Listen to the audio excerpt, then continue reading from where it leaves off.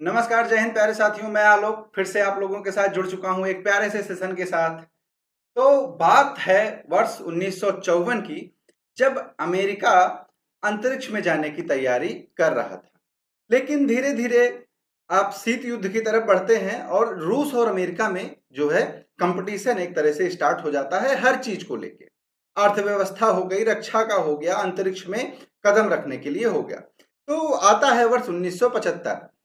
America एक तरफ अपनी तैयारी करता है अंतरिक्ष में जाने की, दूसरी तरफ 1975 में रूस ने क्या किया, लाइका नाम की एक डॉग को क्या किया, उसने अंतरिक्ष में भेज दिया और एक बहुत ही बड़ा मुकाम जो है वो हासिल कर लिया। अब ऐसी स्थिति में अमेरिका को क्या होता है, कंपटीशन जो उसने किया था उसके चलते अब उसको और भी ज्यादा बुरा लग जाता है। अब इसके बाद फिर वो क्या करते हैं, अंतरिक्ष में पहला मानव भेजने की कवायद जो है वो शुरू करते हैं और इसी क्रम में वो अपोलो मिशन लॉन्च करते हैं और उसके बाद यूरी गागरिन जो है वो अंतरिक्ष में जाने वाले पहले व्यक्ति बन जाते हैं। अब धीरे धीरे ये क्रम चलता रहता है और हाल ही में जून में भारत मूल की सुनीता विलियम्स को कहां भेजा गया, इंटरनेशनल स्पेस स्टेशन पर भेजा गया। एक हफ्ते का मिशन था, एक हफ्ते के बाद वापस आना था, लेकिन क्या हुआ कि इनका जो यान था वो जाते टाइम ही खराब हो गया और उसके बाद इनको वापस आने में अब टाइम लग रहा है। अभी भी निश्चित नहीं है कि ये वापस कब आएंगी और लगातार इसकी तारीख को बढ़ाया जा रहा है कि वापस इनको कब लाया जाएगा। तो ऐसी स्थिति में एक एक चीजों को जानने की कोशिश करेंगे पूरा कि ये वापस कैसे आ सकती हैं, क्या इनकी जान को वहां पे खतरा है या फिर क्या चीजें हो सकती हैं। ठीक है, तो सबसे पहले आपको मैं बताऊं तो 5 जून की डेट आती है और 5 जून को क्या होता है, सुनीता विलियम्स को भेजा जाता है एक स्पेस क्राफ्ट के थ्रू जिसका नाम है स्टार लाइनर। स्टार लाइनर ये स्पेस क्राफ्ट है, आप यहाँ पर देख रहे होंगे। इसको जहाज बनाने वाली जो कंपनी है बोइंग और इसके साथ ही नासा, ठीक है, अमेरिकी अंतरिक्ष एजेंसी जो नासा है और बोइंग जो है, दोनों अमेरिका की कंपनियां हैं, दोनों ने मिलकर इसको स्टार लाइनर को बनाया है। अब इसमें सुनीता विलियम्स जो है वो कहा जाती हैं, वो जाती हैं आईएसएस मतलब इंटरनेशनल स्पेस स्टेशन। कब जाती हैं, 5 जून को ये जाती हैं। ठीक है, स्टार लाइनर की ये टेस्ट फ्लाइट थी, मतलब ये पहली बार अंतरिक्ष में जा रहा था। इसके पहले स्टार लाइनर कभी भी अंतरिक्ष में नहीं गया था। ठीक, चलिए, इसमें जो सुनीता हैं वो क्या थी, पायलट थी और इनके जो को पायलट थे उनका नाम था विलमोर। तो दो लोग इस कैप्सूल में बैठकर कहा जाते हैं, इंटरनेशनल स्पेस स्टेशन जाते हैं। लेकिन जब ये टेक ऑफ करता है तो उसी टाइम इसमें कुछ खराबी आ जाती है। खराबी ये आती है कि जो थ्रस्टर्स होते हैं उसमें हीलियम का लीकेज हो जाता है। हीलियम क्या है, थ्रस्टर्स जो होते हैं, मिनी थ्रस्टर्स, उनमें भरा जाता है कंप्रेस करके। ठीक है, तो उसमें क्या है, लीकेज आ जाता है, थोड़ी सी खराबी आ गई।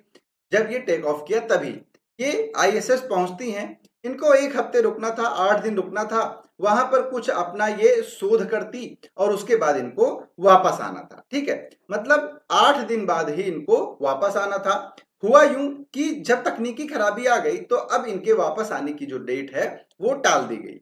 उसके बाद 26 जून को इनकी वापस आने की डेट थी, उसको फिर से टाल दिया गया। किसके द्वारा, नासा के द्वारा।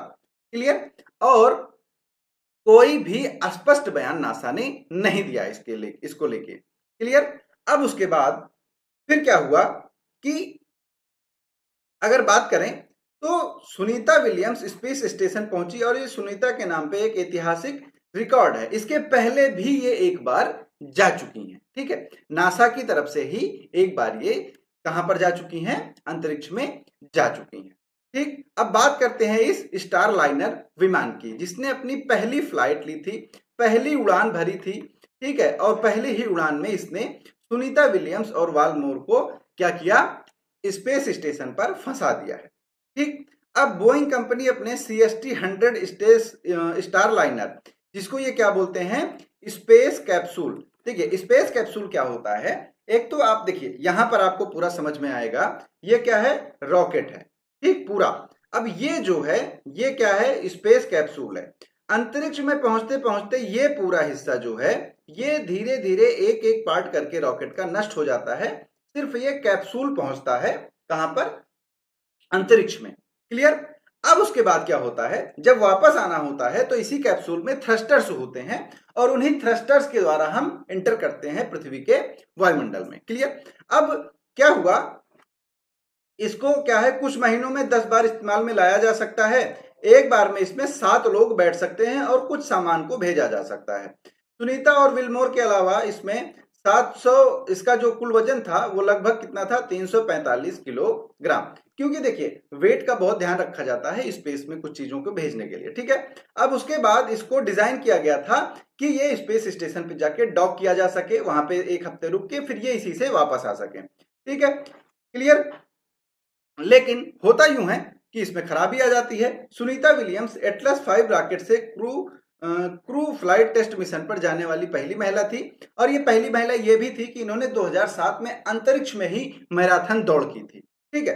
तो ये चीज आपको यहाँ पर पता होनी चाहिए। स्पेस स्टेशन में बोस्टन मैराथन जो हुआ था ये स्पेस से दौड़ी थी वहां पे। ठीक है। तो ये एक इनके नाम पे रिकॉर्ड है। क्लियर। चलिए उसके बाद अब इनको मेन बात जो है कि देरी क्यों हो रही है, तो देखिए थ्रस्टर्स खराब हो चुके हैं। थ्रस्टर्स खराब होने की वजह से इनको वापस लाने में दिक्कत हो रही है। अब ऐसे में ये देखिए थ्रस्टर्स का काम क्या होता है कि क्योंकि इसमें कोई स्टीयरिंग तो होती नहीं है, कार तो है नहीं कि जैसे ऐसे चलाएंगे, तो दिक्कत ये होती है कि यही थ्रस्टर्स जो है स्टीयरिंग का काम करते हैं। ठीक है। अगर किसी भी स्पेस कैप्सूल को मोड़ना है तो थ्रस्टर्स के द्वारा ही उनको मोड़ा जाता है। ठीक है। और इसमें ईंधन के रूप में काम करती है हीलियम गैस। क्या काम करती है, हीलियम गैस जो है वो क्या करती है, ईंधन के रूप में काम करती है, जिसको बहुत ही हाई प्रेशर पे कंप्रेस करके रखा गया होता है। ठीक है। अगर बात करें यहां पर तो सॉफ्टवेयर की वजह से खराब हुआ है, जो लीकेज हुआ है, तो अब क्या किया जाएगा कि अभी भी नासा के पास लगभग 80 दिन का समय है। ऐसा नासा बताती है कि उनके पास अभी 80 दिन का समय है और इस बीच में वो इसको ठीक करके वापस ला सकते हैं। लेकिन अगर आप बात करें कि मान लीजिए किसी भी कंडीशन में ये नहीं होता है तो क्या होगा।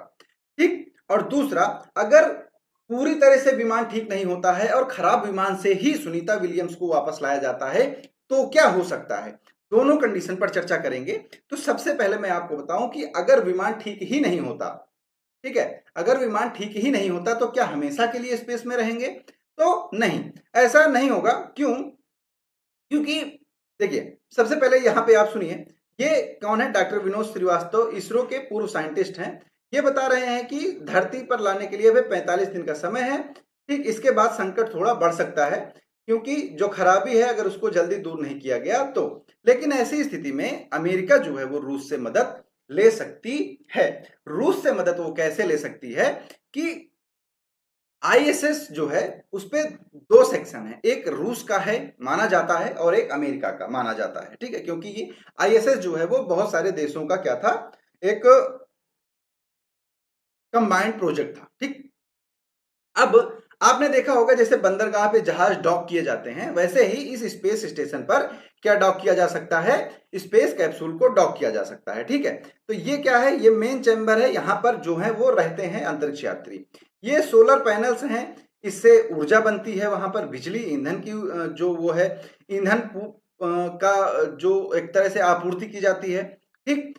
फिर यहां पर आप देखेंगे ये जो दिख रहा है सेक्शन, ये क्या है, डॉकिंग एरिया है। ठीक है। यहां पर आपको ठीक से दिखेगा, ये क्या है, ये डॉकिंग एरिया है। तो यहां पर स्पेस कैप्सूल जो होते हैं उनको डॉक किया जाता है। तो हमेशा रसिया का एक जो है कैप्सूल यहां पर डॉक किया जाता है, वो हमेशा वहां पर डॉक रहता है। ठीक। तो अगर अमेरिका रसिया से बोलती है कि हमारे अंतरिक्ष यात्रियों को वापस लाना है तो रसिया या तो एक खाली कैप्सूल भेज सकता है उनको वापस लाने के लिए, या फिर जो वहां पे डॉक किया गया है उस पे भी ये वापस आ सकते हैं। ठीक। अब देखिए मेन बात क्या है कि टोटल जो है 8 डॉकिंग एरिया है। ठीक है। लेकिन वहां पर सिर्फ अभी रूस का एक कैप्सूल है और 5 स्पेस मतलब 5 अंतरिक्ष यात्री जो हैं वो भी आईएसएस पे हैं और सुनीता विलियम्स और विल्मोर के लेके 7 हो जाते हैं और एक कैप्सूल में 5 ही अंतरिक्ष यात्री बैठ सकते हैं। तो ऐसी स्थिति में सबसे अच्छा क्या होगा कि एक कैप्सूल को यहां से भेजना पड़ेगा और वही उनको वापस लेके आएगा। क्लियर। तो ये चीज क्या है, इनको लाया जा सकता है। अगर अगर खराब विमान से ही लाने की कोशिश की जाती है तो क्या होगा? तो आपको बताऊं कि आपने कल्पना चावला का केस सुना होगा। जाते टाइम यान में खराबी हो गई थी, वापस आते टाइम उस खराबी की ही वजह से और नासा की लापरवाही की वजह से उनकी जान चली गई थी। ठीक, तो अब धरती पर अगर आप अंतरिक्ष से वापस आ रहे हैं तो एक खास गलियारा होता है जिसको हम बोलते हैं री एंट्री कॉरिडोर। ठीक है, क्या बोलते हैं इसको? Re entry corridor. ठीक, इसी एंट्री कॉरिडोर से ही अंतरिक्ष से वापस आया जा सकता है। अगर आप यहां से वापस नहीं आते हैं तो आपका यान वापस कहां जा सकता है? अंतरिक्ष में जा सकता है और अनंत काल के लिए, हमेशा के लिए आप अंतरिक्ष में खो जाएंगे। कोई भी ढूंढ नहीं पाएगा, किसी भी प्रकार का संपर्क नहीं हो सकता, फिर आपकी सारी संभावनाएं वहां पर समाप्त हो जाती हैं। ठीक है, तो ये जो री एंट्री कॉरिडोर होता है, इसके लिए क्या होता है कि 94.71 डिग्री से लेकर 99.80 जो एंगल होता है, ये क्या होता है? एक विशेष एंगल होता है री एंट्री कॉरिडोर में प्रवेश करने के लिए। तो थ्रस्टर्स का जो काम है, जो उनके यान में खराबी आई है, उनका यही काम है कि री एंट्री में वो इस एंगल को मेंटेन करेंगे। ठीक, तो अगर ये एंगल मेंटेन नहीं होता है तो बहुत सारी दिक्कत हो सकती है। इसीलिए खराब यान से वापसी कराना सबसे ज्यादा खतरनाक हो सकता है।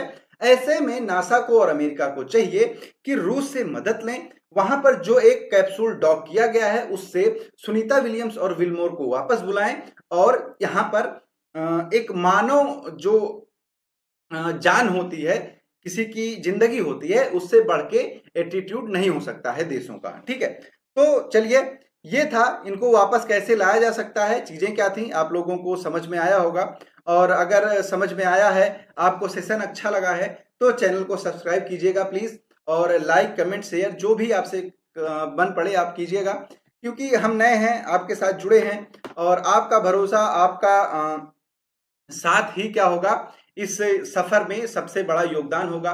तो चलिए मिलते हैं अगले सेशन में, तब तक के लिए सभी दोस्तों को मेरा प्यार भरा नमस्कार। जय हिंद, जय भारत।